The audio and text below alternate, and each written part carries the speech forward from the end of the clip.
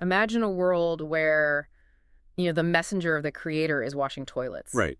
where a billionaire is literally starving to death, Okay. where the emperor is the most foolish person in the room, and where a brilliant historian is bowing down just for a bowl of rice. Yeah, it completely flips the script on how we assume the world works. I mean, that image right there just dismantles our entire concept of who gets rewarded, who gets punished, and why. Exactly. But what if that total inversion of expectations isn't random? Right. What if that historian begging for rice isn't a victim of bad luck or, a broken society, but the result of an inescapable, mathematically precise cosmic equation? It's a heavy thought. It is. And today's deep dive explores a fascinating text from August 2020 by an author named Xu Feng.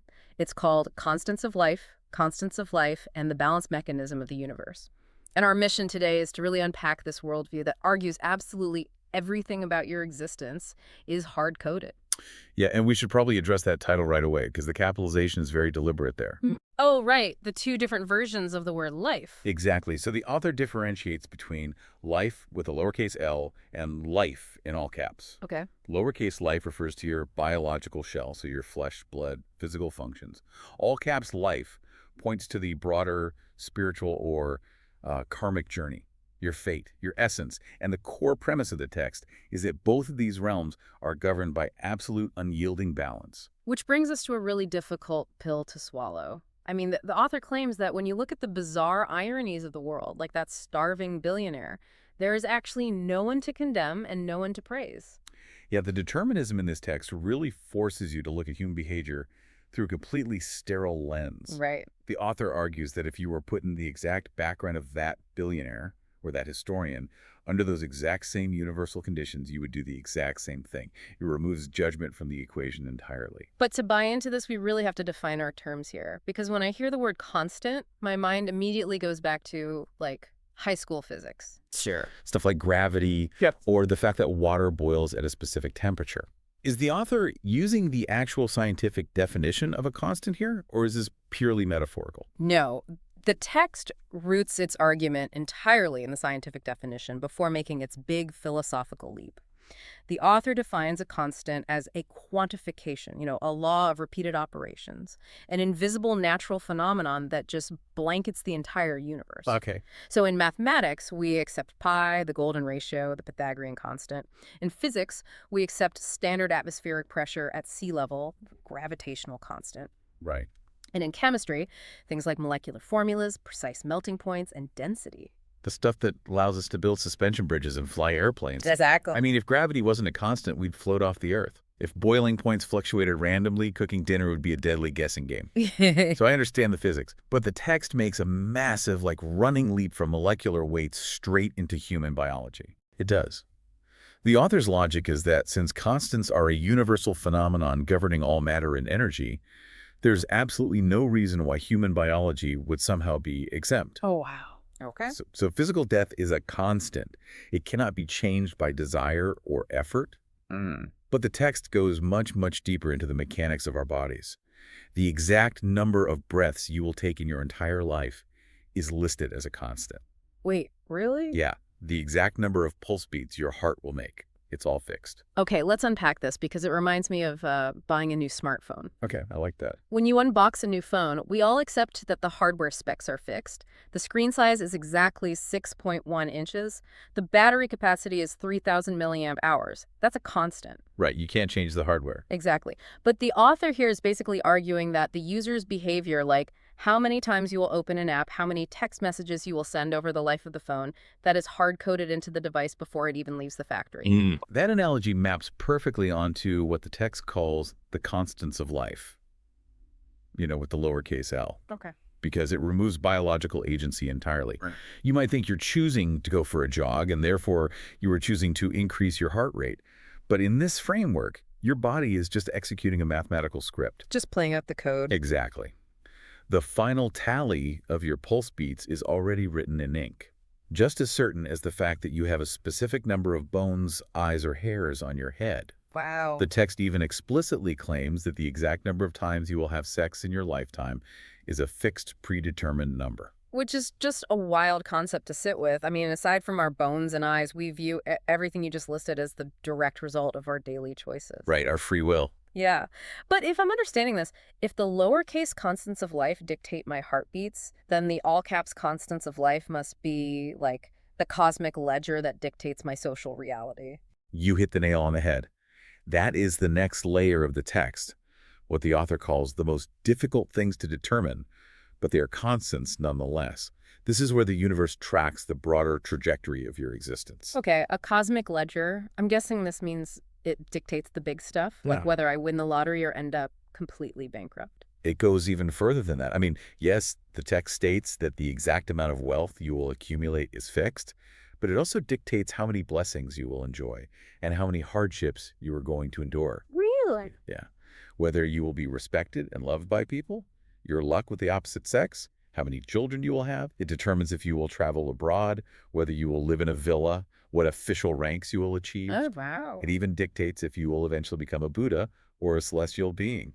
For you listening right now, try to translate that into your modern daily reality. Think about your ambitions, getting that promotion to VP, taking that dream vacation to Tokyo, paying off your mortgage. The daily grind. Right. We spend so much energy, so much anxiety trying to optimize our lives to reach those goals. But if your exact degree of success, the precise dollar amount that will pass through your bank account is already a mathematical constant, it begs a huge question. Which is. So, what does this all mean for how we actually live our day-to-day lives? Does the author want us to just throw our hands up and give up? Well, the natural reaction to this level of fatalism is despair or, just total apathy. Sure. But the author arrives at a surprisingly counterintuitive takeaway here, which is radical acceptance. Radical acceptance. Yeah. The text specifically instructs that you shouldn't envy others, and you shouldn't look down on anyone. You shouldn't lament your own fate, nor should you feel ashamed of yourself. Because it's not their fault they succeeded, and it's not your fault you failed. It's just the ledger balancing itself out. Exactly. The ego is completely removed. And the text warns against swinging the other way into complacency, too. You shouldn't be self-satisfied when things are going great, because you never know when what they call an unexpected big stick is going to strike you dizzy. An unexpected big stick. I like that phrasing. Right. By the same token, you shouldn't despair during extreme hardship, because the god of happiness might arrive in the very next second. We are just witnessing the constants at work, adjusting the universal mechanism. But a philosophy like this is just, dorm room chatter until it hits the real world. It is incredibly easy to sit in an armchair and say, well, everything is predetermined. Oh, absolutely. It is much harder to live that out when the stakes are literally life and death. And the author actually provides a highly specific real-world application of this belief. Yes, we get a deeply personal anecdote from the author, set during the height of the COVID-19 pandemic. And it's worth pausing here because this is a highly controversial stance, especially considering the timing in August 2020. Right, very early on. Right. And just observing this objectively as a piece of philosophy, we are staying completely neutral here. The author's logic is a fascinating stress test of their own theory. Exactly. We're just looking at how they apply their own rules. So the text details a trip the author took to Kamloops Hospital, which was over 230 kilometers away. The author notes it is a large, high-end hospital. Okay. And as you would expect during a global epidemic, the vast majority of people inside the building are wearing masks to reduce the risk of viral infection. Sure. But the author explicitly states they refuse to wear one. Because doing so would contradict the constants. Right. The author provides their underlying creed here, which ties directly back to the ledger we just discussed. The text argues that if you were supposed to die, you would die even if you wore a mask that completely covered your entire body. Go.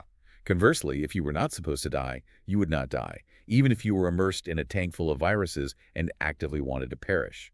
Wait, so he's basically saying that trying to avoid your fate is mathematically impossible. It's like trying to cool down a thermometer with an ice cube and thinking you've changed the weather outside. That's a great way to put it. The author views the mask as a completely futile intervention against a fixed universal mechanism. It's like trying to legislate that pi isn't 3.14159, but is just, a flat 3.2. And that is exactly the author's argument. The text actually uses a mathematical analogy to drive this point home. The author asks, quote, "What should happen will happen. You can run, but you cannot hide. Wow. Yeah. For the author, believing that a human intervention could change your predetermined lifespan is as absurd as believing you could just round down the value of pi.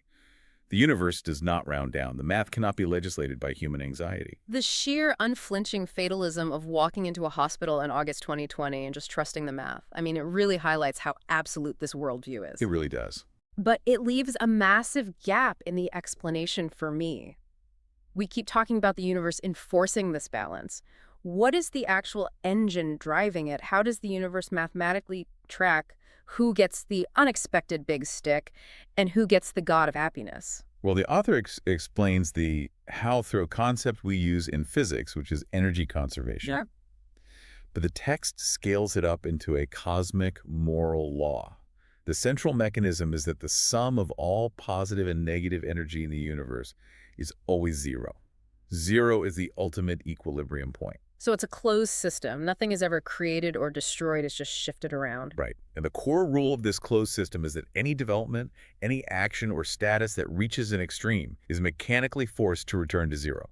It's like stretching a rubber band. Okay. The further you pull it away from its resting state, the 0 point, the more violently it will eventually snap back. Which explains the seemingly random punishments and rewards in life. If you push too hard in one direction, the universe snaps you back to maintain the zero sum. Yes, exactly. And the text uses some very grounded, everyday examples to illustrate this rubber band effect, right? It does. The author argues we can map this mechanism just by observing everyday human behavior. For instance, if you enjoy too much when you were young, if you hoard positive energy early on, the universe balances the equation by ensuring you suffer when you are old. If you talk too much, eventually the universe will engineer a situation that forces you to shut up. Yeah, or if you eat too much meat and fish or waste food at the dining table, you are pulling the rubber band. The balance dictates that one day you will be hungry or you might even starve. Oh, wow, that's intense. If you beat or hurt others, you generate negative energy that will ultimately result in you being beaten and hurt. So it's gravity, but for karma.